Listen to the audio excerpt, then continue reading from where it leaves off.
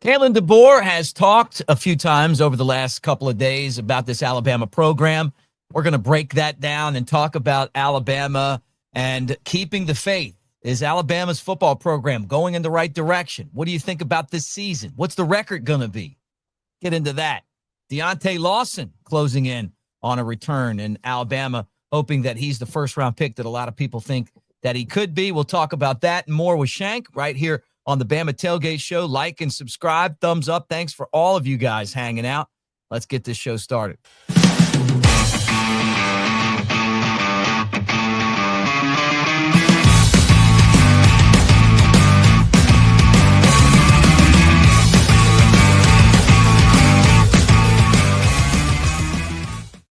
All right, there he is, Alphonse Taylor. We know him as Shank. I'm Mick Gillespie. Great to see you guys at Broadcaster Mick on the socials. Fresh off of a big golf tournament in Fairhope. You're right, in my backyard. Of course, I'd be out of town. Yeah. And one of the guys that was there was Kalen DeBoer. He spoke to the media. You got a chance to hang out with everybody over there in Fairhope at the one of the most amazing places on the earth, I think, the Grand Hotel. Lakewood Golf Course. But Kalen DeBoer saying that he likes what this football team's doing right now. They didn't lose anybody in the spring transfer portal. And he says that it's because it feels like there's more buy-in. Not losing anybody in the portal is huge.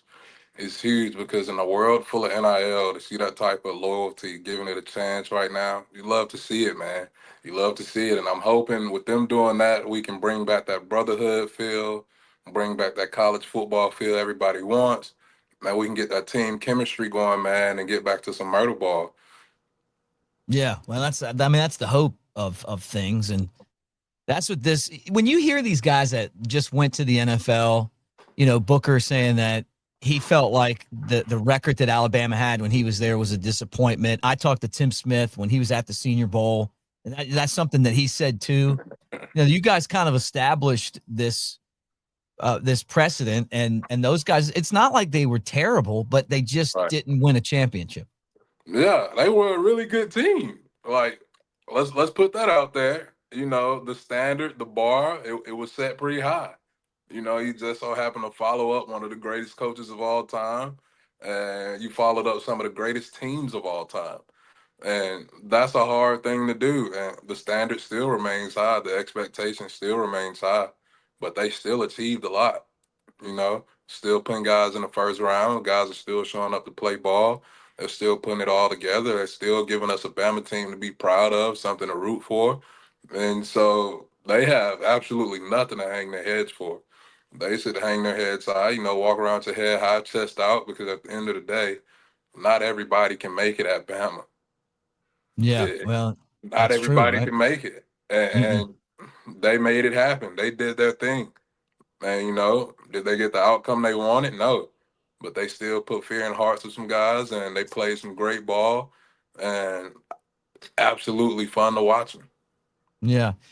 9-4 last year, 5-3 in the SEC. You start to look at the schedule, they better buy in. I felt like last year, Shank, I really did, that Alabama could have been a lot better. I mean, and they were in position to do that. They were right there, you know, and then all of a sudden the Oklahoma game came and they were unprepared for that one. Then obviously the Michigan game's one that everybody'd like to forget, but didn't feel like they really cared about being in that one when they could have made the college football playoff. How is Kalen DeBoer going to get these guys to, I don't even know if it's buy-in. He says that they're buying in. I feel like it's more discipline that, you know, you have to be, success takes discipline. Like Saban taught you guys. It does. It takes a lot of discipline, and some things I've said on here before. You have to buy into something bigger than yourself. Like, you have to see the bigger picture. Nobody's bigger than the program. You're not bigger than the team. I don't care what NIL says. A coach can pay you whatever to come play ball wherever, but if you're not bought into that team and doing your job as an athlete, then you're not gonna have very good success. All right, man, and that's plain and simple. You know, so at the end of the day, all the money in the world can be spent, but if guys aren't showing up and ready to be a part of something bigger than themselves, ready to put their own egos to the side and do what's best for the team, then they won't have success. How did Saban keep you guys grounded when you had success? I mean, you were on a ton of good teams, great teams, some of the best teams, Yeah, arguably the best team.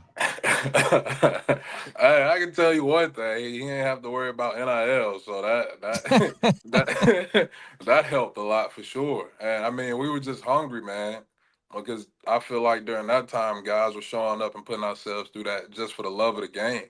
Mhm. You know, just for the opportunity to possibly make it to the NFL. Like, think about that. Like, nothing was guaranteed. We were Right. addicted to the opportunity of just possibly making it.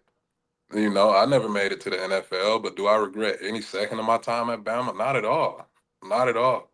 Because my time at Bama turned me into a young man. You know, it instilled some morals and values in me, and now I lead my own family. And you know, man, it's just part of it.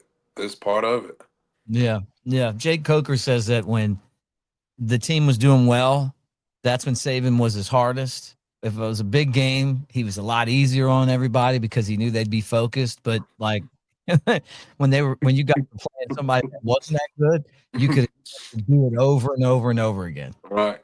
I will say I remember when Saban was at his worst. After that kick six, that spring training was probably the worst time of my life.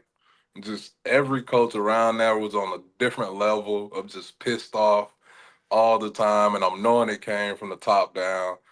Man, like he just showed up every day on a mission. And if you weren't trying to be a part of that mission, I felt bad for you. Because if he got to chewing your ass out, man, I'm gonna stand over here in the corner and make sure I'm not next. Like that's the type of intensity they brought. And it's so it's crazy that Coker said that, man. But those off seasons get intense. Then definitely that one after the kick six, man, because that whole ordeal was kind of funny because Saban goes and says, you know, we practice this every week. And you're just like, yeah, you can practice it, but that was 4-4 speed back there. Yeah, right. Returning a kickoff, and you ain't got none but linemen and tight ends on the field. Good luck with that, brother. Yeah. Yeah, that. but Thank God yeah, for the man. Gravedigger play. Oh, hey, I'm telling you, man, it's Old Sabot gave me some lasting memories for sure. did Like he to did he be, get on you? oh, absolutely, absolutely. I was on. Hey, look, I was on Fat Watch for 5 years. The whole, the whole 5 years I was there, I was on Fat Watch. I remember weighing in like 2 pounds overweight, and I had to go see him. Like I had to go see him, and he goes on this whole rant about how, mind you, Saban ain't probably number like a buck 50. He probably don't weigh nothing but a buck 50. He starts going on this rant, just saying how like, yeah, when I get on the scale and it's not what I want to see, I just eat a little less. And I'm thinking to myself, I was like, I ain't seeing you out here practicing that not one damn two a day. I bet you can eat a little less, man.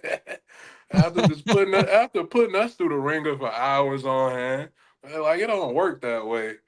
And he just used to bust my ass about my weight, man, all the time. And I mean, like it wasn't never bad, but he made sure it stayed on my ass. It's always like a pound or two here. Then he give me the lecture every time, and I took it. I took it. You know, it worked out in the end. You know, he knew what he was talking about, and God, man, that he's just relentless, man. He's relentless. Was there anybody else that got that too? I mean, were you the only one that had to go in there, or like other guys would go in there too? So Nah, you guys nah. would get together and try not to eat. Like, hey, man, we had a couple fat boys on the team, but I feel like I was one of the worst because I came in wanting to play nose guard. I was like 425, and I made the decision. Well, I was gonna lose weight regardless, but then he made the decision to move me to O line, which who tells Saban no, right? I'm Yeah. like, all right, cool, let's do it. Uh, After that, man, it was just pure cut from there. You know, Miss Amy, Coach Cobb, Coach TJ, Coach Moorhead just had me in that weight room every day, 5 a.m. cardio. And we go through the normal workout with the guys. Then we get cardio after the workout. And it was just a grind. So I went from like 425 and got down to like 325 in a year.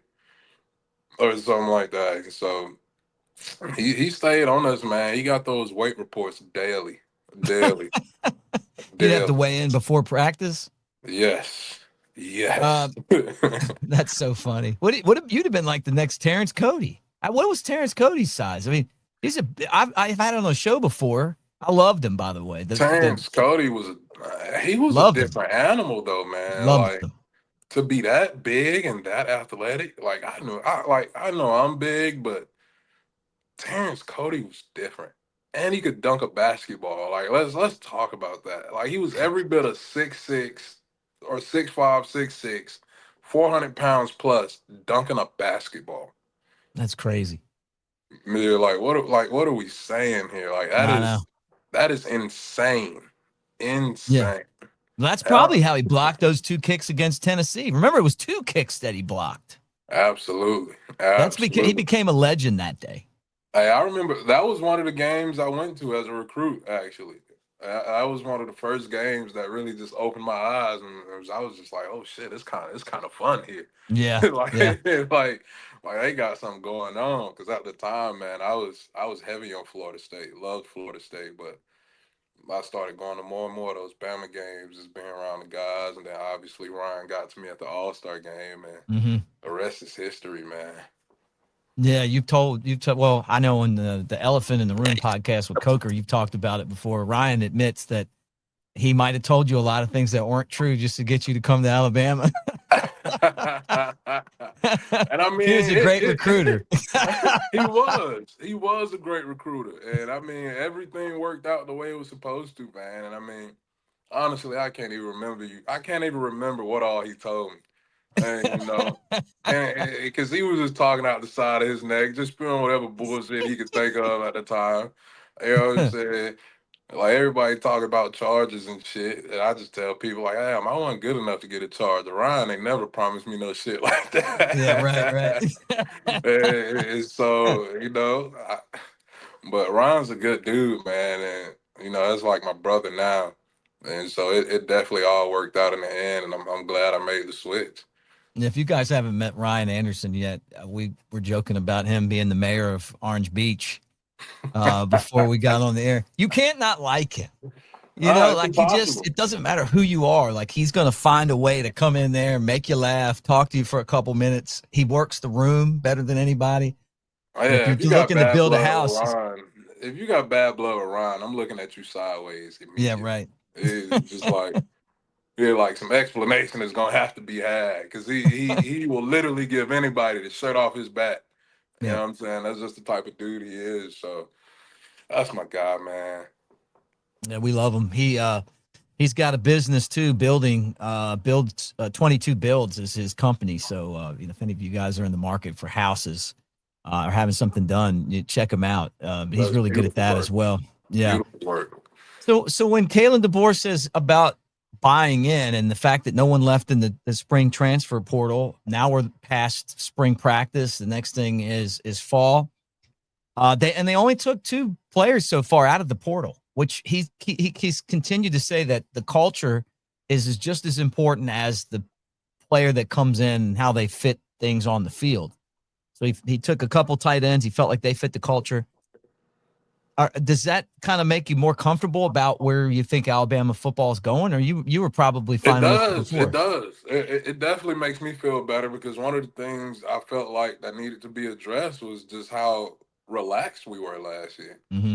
Like it just felt like a total shift. Like it went from feeling like this standard traditional powerhouse, just conservative type team to now we're just trendy doing everything everybody else is doing. And I'm just like, all right, so if that's what we're doing, what's our identity now? Right. Really, like what are we hanging our hats on here?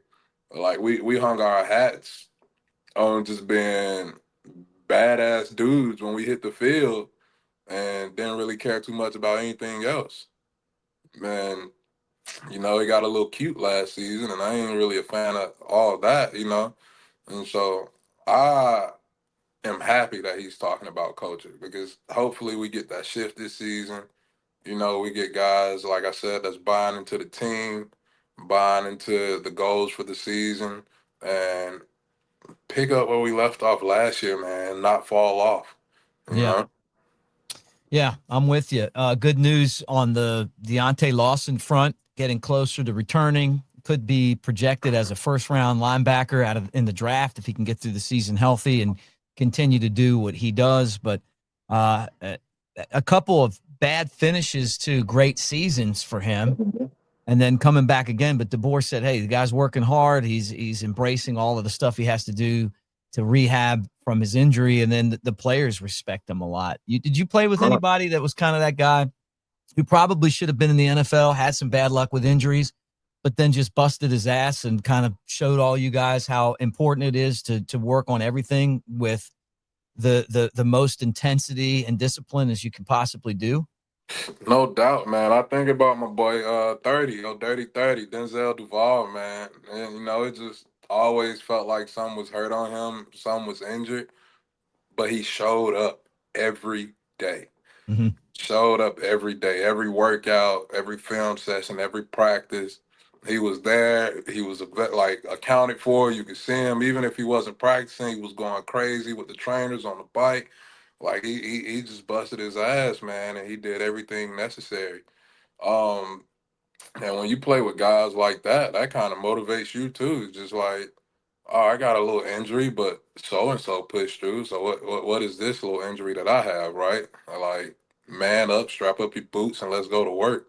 And that's the type of culture I'm talking about, man. So to see Deontay Lawson on the forefront of that, just showing guys how it's done, that I love to hear it because I want to see him have a great year, a full, healthy, great year. Because with us losing Campbell, we definitely need him to step up and be even better than what he has been. Man, he's been a phenomenal linebacker so far, and so I'm hoping he stays healthy, man, and able to contribute and be that first round pick that we know he is. He has the Yeah. talent. He has it Mm-hmm. without a doubt. No And doubt. so I just hope he can stay the course, man, and stick to the process and have a healthy season and bring that standard back. Guys, we're brought to you by Pearl River Resort, Philadelphia, Mississippi. Hour and a half from Tuscaloosa, 2 hours and change from Birmingham. Not even too far from Moorad, down on the coast as well. But table games and slots at Golden Moon and Silver Star, and then the golf course is just fantastic. Dancing Rabbit. And now that Shank's a big time golfer, we'll talk to him about golf here in a second. But the Azaleas, the Oaks, two multi-million-dollar courses, they're fantastic, and you don't need a membership to play those. All right, let's talk about the Senior Bowl golf tournament. Did you get a chance to? Now I know you probably shot par and we're out there just killing it. What group were you in, and did you get a chance to talk to any of the Bama coaches? Yeah, I talked to a few coaches, man. I got to talk to Nate Oates a little bit. Got to talk to Nice. Grub. Nate Oates is a cool dude, man. We shared some stories about being band kids. Probably not the topic you think that we need to be on, but some kind of way we ended up on me being a band kid. I was just like, yeah, I was in a band before I decided to play football. Man, he was like, yeah, I was in a band as well. I would have stayed with it if my parents let me play what I wanted to play. I looked at it, I was like, I think it worked out pretty well for you, dog. Like, you kind of been one of the best coaches around for the past 4 to 5 years, so I think you're doing just fine. But Nate Oates is great, man. Cool dude. And so is Grub. So is Grub, man. I just want to send a reminder to Grub, run the ball. Yeah. I need run the ball. I need 30 plus rushing attempts by running backs. Emphasis on running backs. I need 30 plus attempts by running backs a game. 30 plus attempts a game in the rushing game, man. And we're gonna have a good team. You can play ball off of that. And Mm, so, but nah, Grub was great, man. Everybody that was there was great. All the coaches were super chill, man. And I was actually in a Will Muschamp's group. And so nice. we were golf cart buddies. I got to chauffeur him around all day. We got to talk and I got to tell him all about my life, man. And it was a great time, He shared with me. He's excited to get to watch his son play some football at Vanderbilt. And I'm excited for him, honestly. And that type of event was super cool to me, man, because I think it gets lost on a lot of people that these coaches are people too. You Mhm. know, they're guys with families and they do stuff outside of football, and just to see them in that environment, it was great, man. It was a dope time. So wasn't he the Auburn defensive coordinator in 2015? I want to say he was. For some reason I can see him on the sideline getting a 15-yard penalty.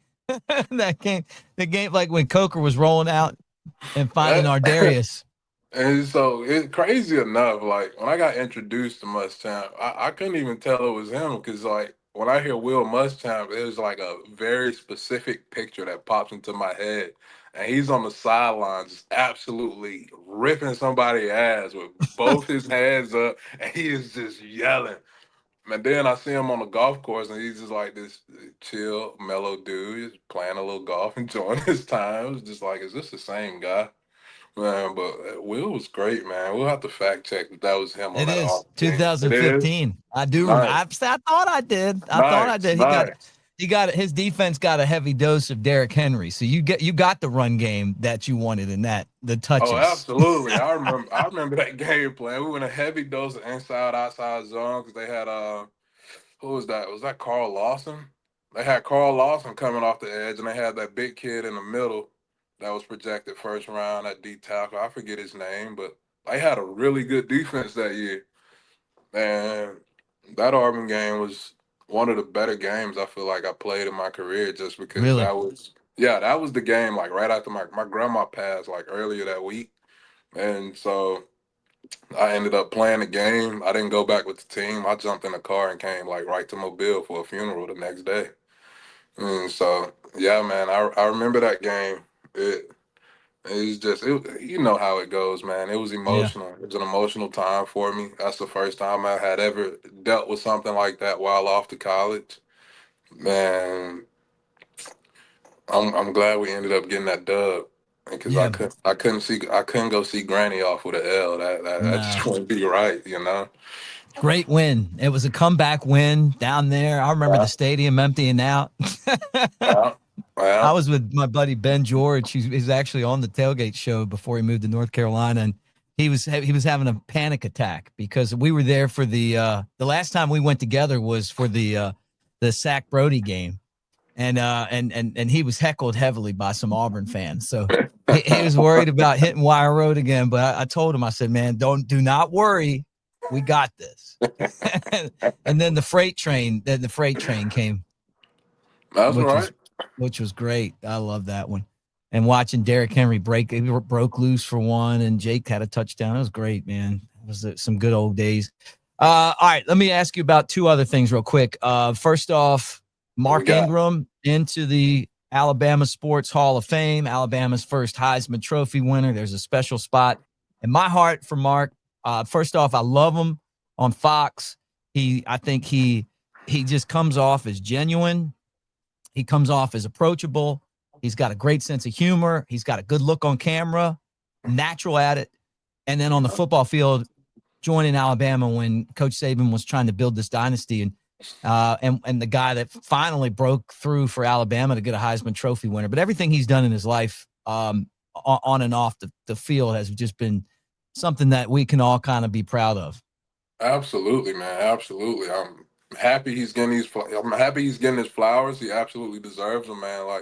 Like you said, first Heisman winner in Alabama history, right?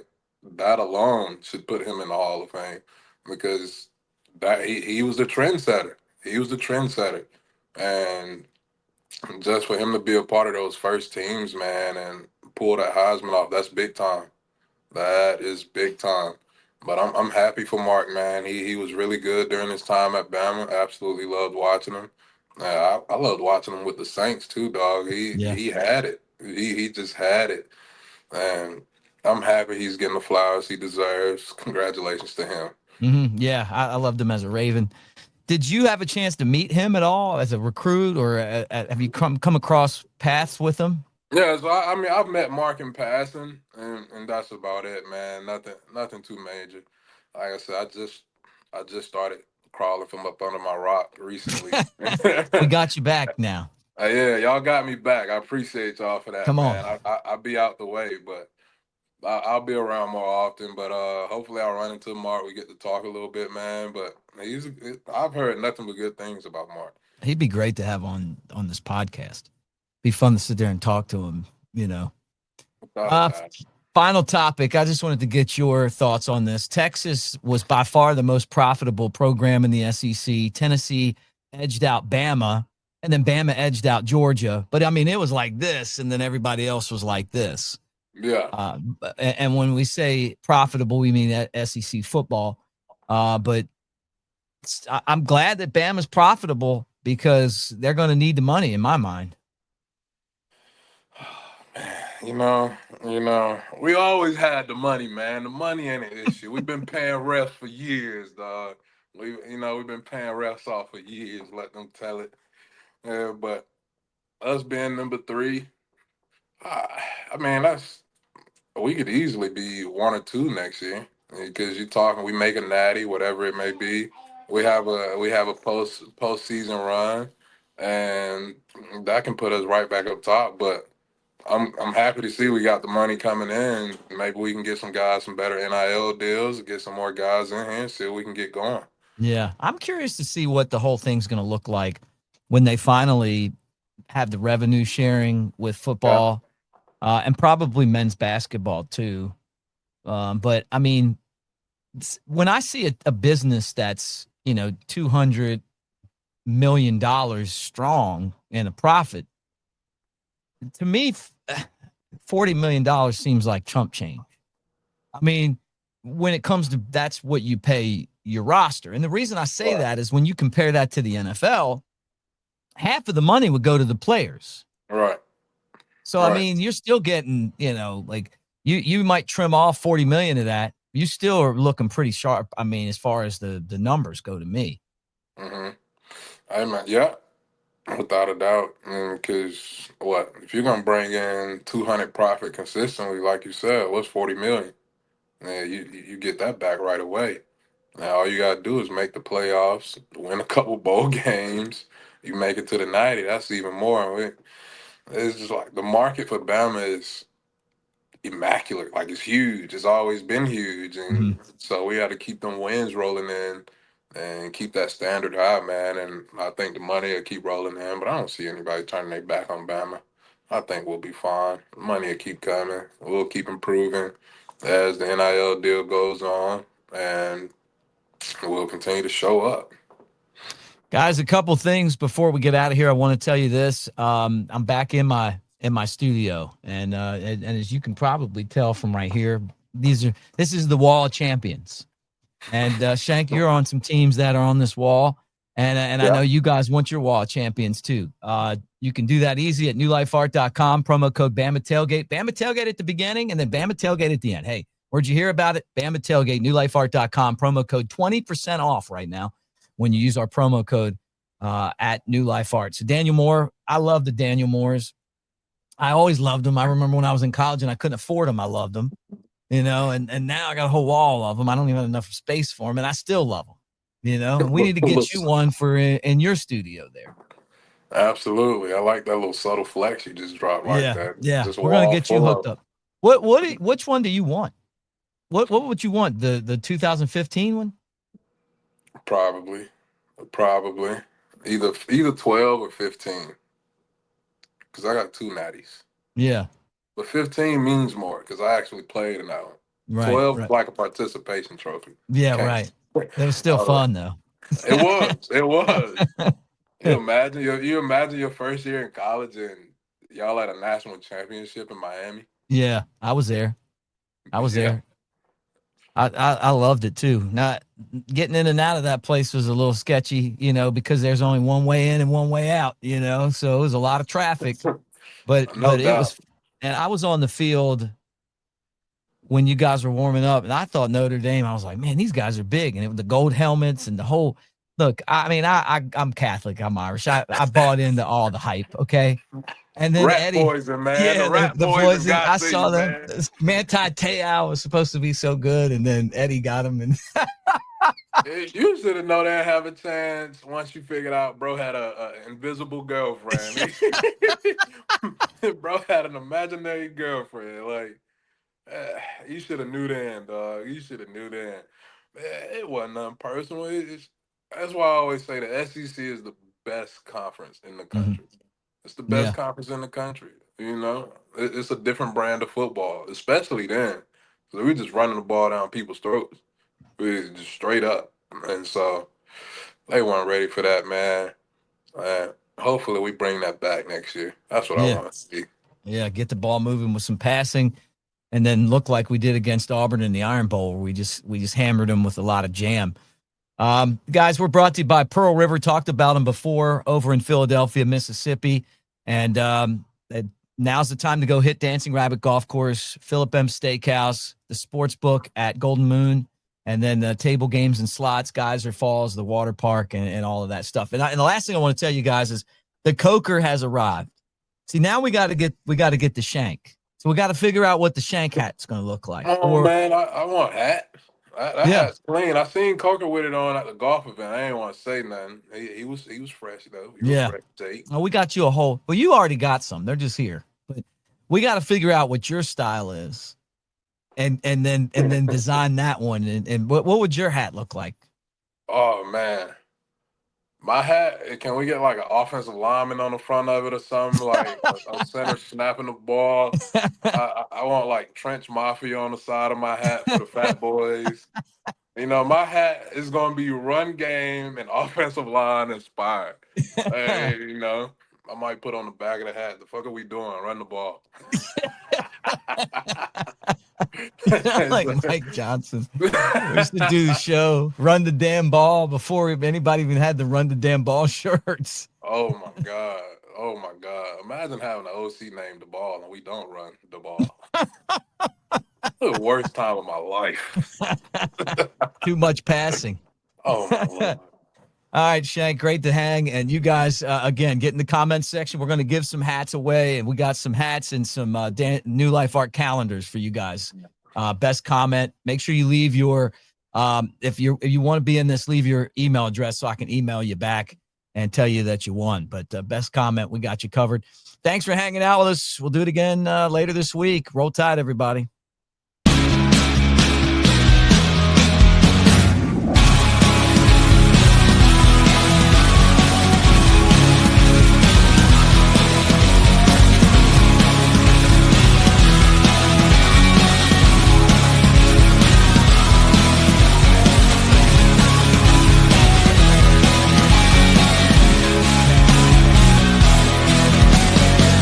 Escape to Pearl River Resort.